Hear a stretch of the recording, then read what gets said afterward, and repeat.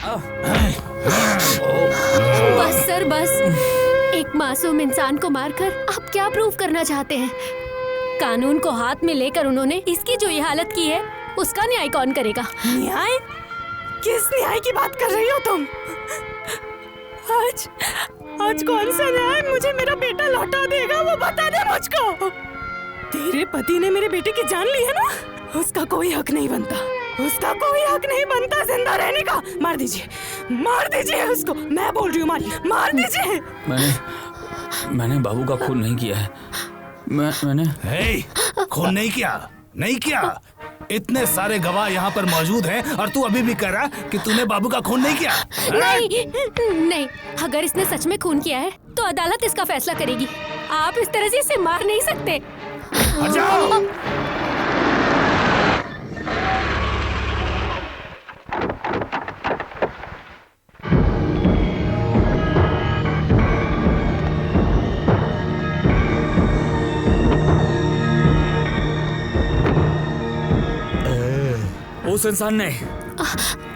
उस इंसान ने बाबू का खून किया है।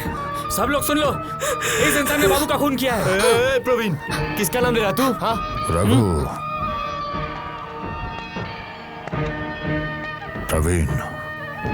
रघु मेरा पुराना कर्मचारी है। आज तुम खुद को बचाने के लिए उसके नाम पर झूठा इल्जाम लगाते हो। उसने ही मारा है बाबू को। ज्यादा बड़ी बड़ी बातें की ना तो मार कर तेरा हुलिया बिगाड़ दूंगा। रुक जाइए सर, बहुत भोला बच्चा है, नादानी में खून कर दिया होगा। भोला बच्चा?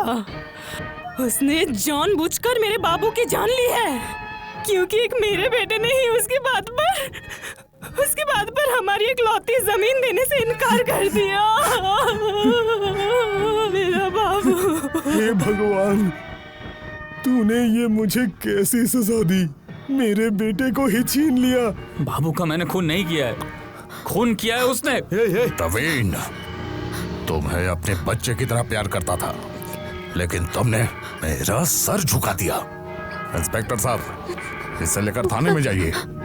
बस्ती वालों से मुझे कुछ बात करनी है। हवलदार, लेकर जाओ इसको जीप में। नहीं।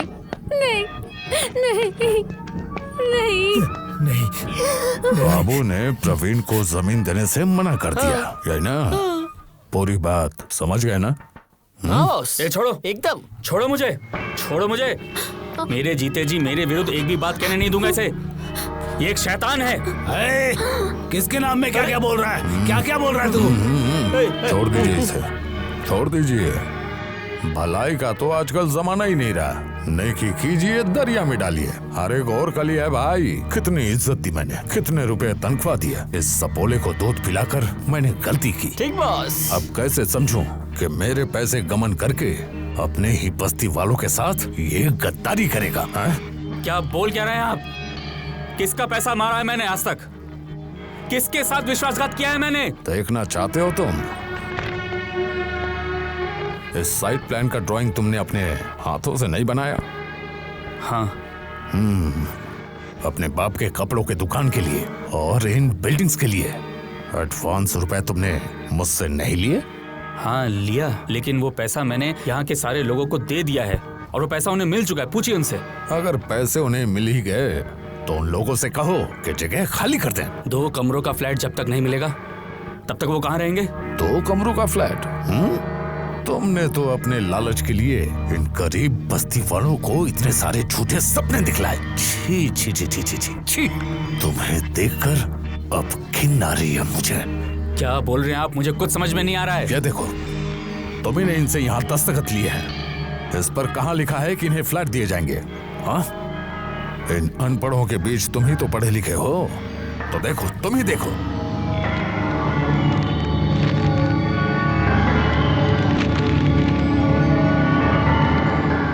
इतने सारे जमीन को मेरे हवाले करने के बदले 2 कमरों का फ्लैट तुम ही ने मांगा था।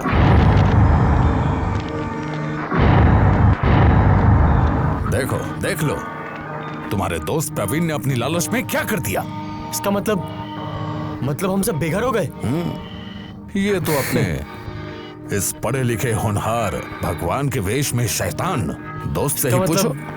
बाबू ही सही था। हमने इस पे विश्वास करके गलती कर ली। छी प्रवीण। दशरथ भाई, ये तुम्हारे बेटे ने क्या कर दिया? हम सबको बेसहारा कर दिया। नहीं, किसी को अपना घर नहीं छोड़ना होगा। जब तक मेरे रगों में एक बूंद खून दौड़ रहा है तब तक मैं इस इलाके की 1 इंच जमीन भी किसी को हड़पने नहीं दूंगा। सुनो सुनो, इसकी बातें सुनो। मेरे कंपनी के इतने सारे पैसे मारकर जेल जाने वाला है और कहता है कि मेरी जमीन मुझे ही नहीं लेने देगा। है? नहीं दूंगा, नहीं। तेरी चालाकी मैं समझ चुका हूँ।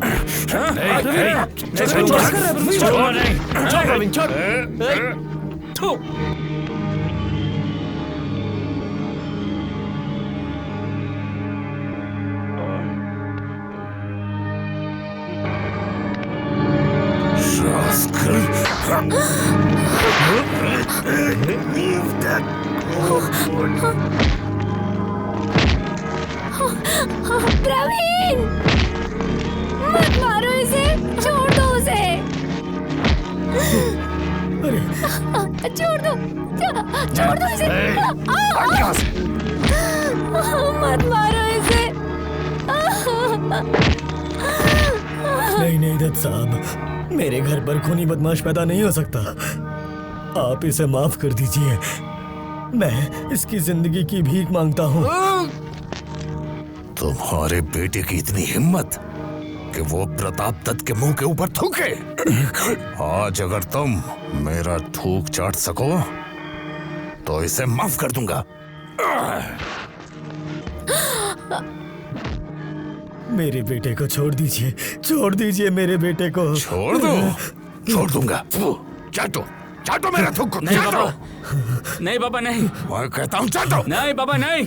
चाटो ना, चाटो नहीं मेरा बाबा, थूक। नहीं, नहीं, चाटो, नहीं, चाटो। नहीं बाबा, नहीं, बाबा नहीं।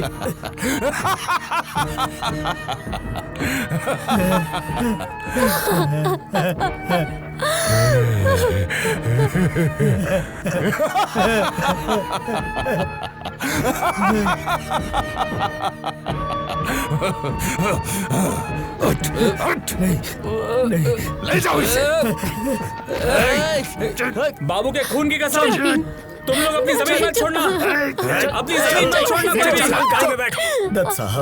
दत्त साहब, मैंने तो आपकी बात मान ली, तो आप क्यों उसे ले जा रहे हैं? क्यों? मेरी अदालत में तुम्हें सजा सुनाई गई है, लेकिन अब कानून की अदालत में तुम्हारे बेटे को सजा होगी। छोड़ना मत, चल, छोड़ना मत, चल, इसको जमीन इसको, मत छोड़ना। अरे प्रवीण, प्रवीण, मत लेकर जाओ उसे।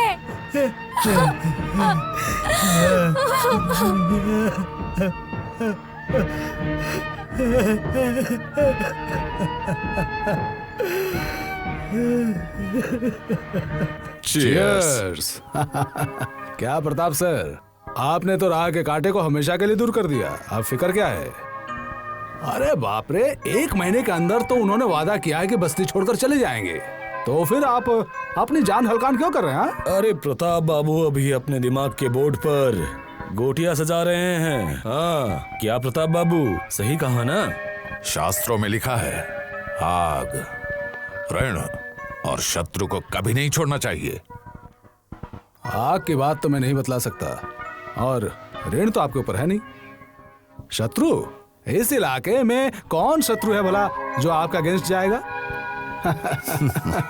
मोहनलाल साहब, भगवान ने मेरी आंख को गिद्ध की सी ताकत दी है। विपत्ति को मैं बहुत दूर से देख लेता हूं। प्रवीण अगर किसी भी तरह जेल से भाग गया तो सर्वनाश हो जाएगा, हमें बर्बाद कर देगा। 14 साल जेल की चक्की पीसने के बाद उसके छोटे मुंह से बड़ी बड़ी बात कैसे निकलेगी, ये मैं भी देखूंगा। आप कैसे श्योर हो रहे हैं कि उसे 14 साल की जेल होगी? अरे इंस्पेक्टर उसके खिलाफ बयान देगा। और अगर नहीं दिया, और उधर प्रवीण ने भी कोर्ट में बयान दिया कि इंस्पेक्टर ने जबरदस्ती उससे बयान लिखवाया है, तो क्या फर्क पड़ता है? बहुत फर्क पड़ता है। प्रवीण से यही बयान दिलवाना पड़ेगा।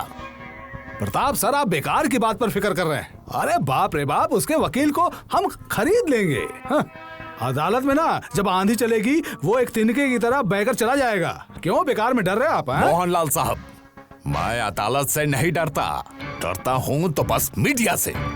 कोई भी एक चटपटी न्यूज मिलते ही मीडिया उसे हाथों हाथ लेती है और ब्रेकिंग न्यूज के नाम पर चलाती रहती है। अरे प्रताप सर, आजकल मीडिया को भी खरीदा जाता है। क्या जरूरत है? क्या जरूरत है इतने दूर जाने की? तो फिर आप करना क्या चाहते हैं ये तो हमें बताइए। विनाश काले विपरीत बुद्धि।